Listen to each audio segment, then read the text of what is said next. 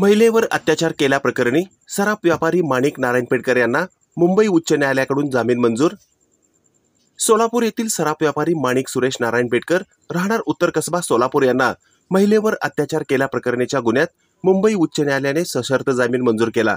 यात हकीकत अशी की एका महिलेने माणिक नारायणपेठकर यांच्या विरुद्ध फिर्याद दिली होती की तिला ऑर्केस्ट्रा बारमध्ये काम मिळवून देतो असे सांगून 16 फेब्रुवारी 2024 रोजी बार्शी रोड येथील एका लॉजवर बोलावून अत्याचार केला।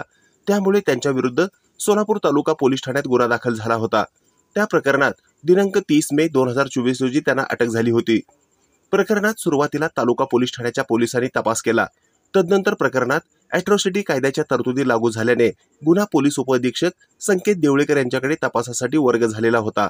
या प्रकरणात पोलिसांनी फिर्यादीच्या कथनाच्या अनुषंगाने स्पष्ट पुरावा आढळून न आल्याने पोलिसांनी क्रिमिनल प्रोव्हिजन कलम 169 प्रमाणे बंदमुक्त करण्याबाबत रिपोर्ट सादर केला होता।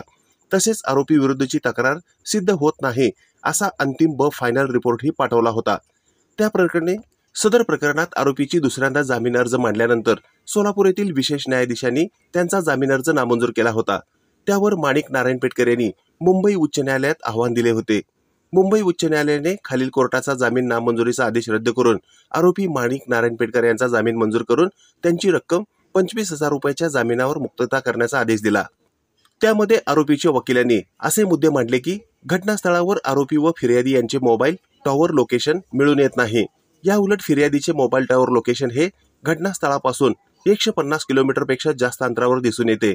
आरोपीस बंदमुक्त दोषमुक्त करण्याचे दोन्ही रिपोर्ट हे आरोपीने गुन्हा केला नाही असे दर्शवतात।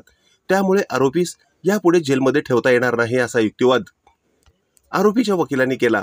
सदरचा युक्तिवाद विचारात घेऊन मुंबई उच्च न्यायालयाने माणिक नारायणपेठकर यांची शनिवार दिनांक 21 सप्टेंबर रोजी मुंबई उच्च न्यायालयाचे न्यायमूर्ती संदीप मारणे यांनी जामिनावर मुक्तता करण्याचे आदेश दिल्याची माहिती आरोपीचे वकील ॲडव्होकेट शशी कुलकर्णी यांनी रविवारी सायंकाळी 6 वाजण्याच्या सुमारास पत्रकारांना दिली।